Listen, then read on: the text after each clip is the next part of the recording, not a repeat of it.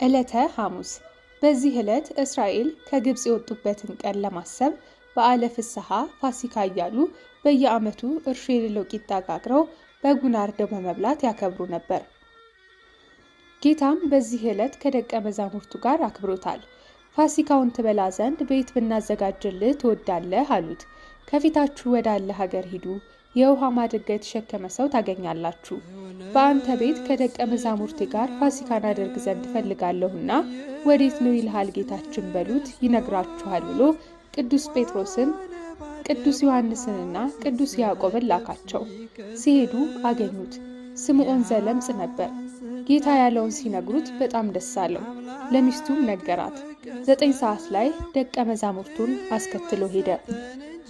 በደረሱም ጊዜ ንጹሕ ምንጣፍ ተነጥፎ ስለነበር ደቀ መዛሙርቱ ከእነርሱ ታናሽ የሆነ እግራቸውን እንዲያጥባቸው ፈለጉ። ጌታችን መድኃኒታችንም ወገቡን በዝናር ታጥቆ የደቀ መዛሙርቱን እግር ሊያጥብ ውሃ በኩስኩስ ይዞ ቀርቦ የደቀ መዛሙርቱን እግር ካጠበ በኋላ እውነተኛ መምህር ነውና መጀመሪያ አድርጎ እናንተም እንዲሁ አድርጉ ብሎ አስተምሯቸዋል።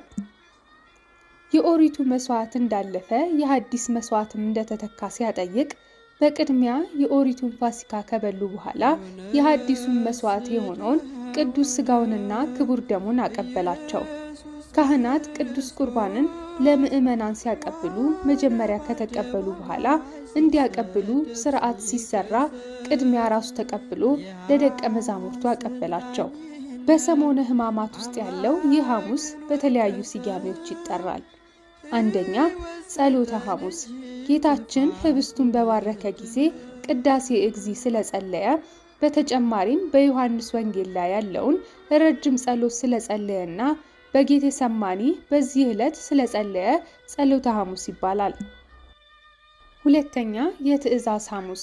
የደቀ መዛሙርቱን እግር ካጠበ በኋላ ጌታችን እናንተም እንደዚሁ አድርጉ ብሎ ስላዘዘ እንደገና በጌቴ ሰማኒ 3ቱን የምስጢር ሐዋርያት ወደ ፈተና እንዳትገቡ ትጉና ጸልዩ ብሎ ስላዘዘ፣ በተጨማሪም ሥርዓተ ቁርባንን ከሰራ በኋላ የተቀበልኩትን መከራ 13ቱን ሕማማተ መስቀል ለመታሰቢያ አድርጉ ብሎ ስላዘዘ የትእዛዝ ሐሙስ ይባላል።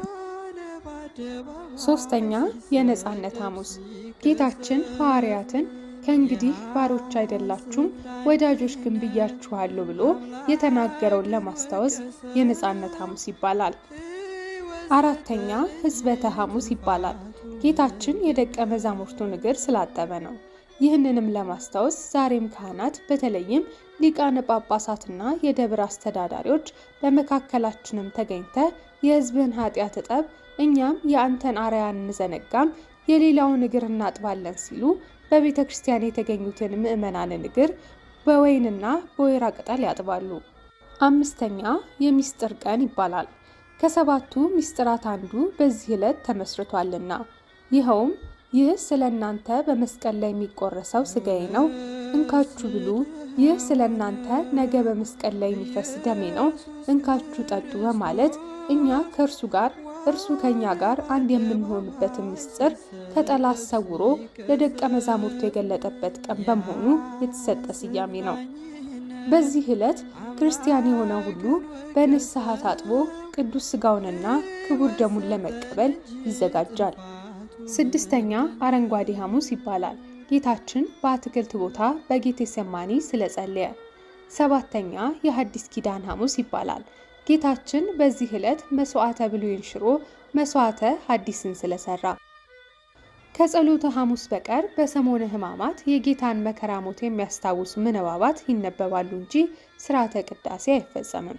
ይኸውም በሌሎች ዕለታት ውስጥ ጌታ ራሱ መስዋዕት ሆኖ ዓለምን ያዳነበት መታሰቢያ በመሆኑ 2 መስዋዕት አያስፈልግም በማለት ሲሆን፣ በጸሎተ ሐሙስ ግን የሚቀደሰው የኦሪቱ መስዋዕት ተሽሮ ለአዲስ ኪዳን የሚሆን ሥርዓተ ቁርባን የተደነገገበት በመሆኑ ነው።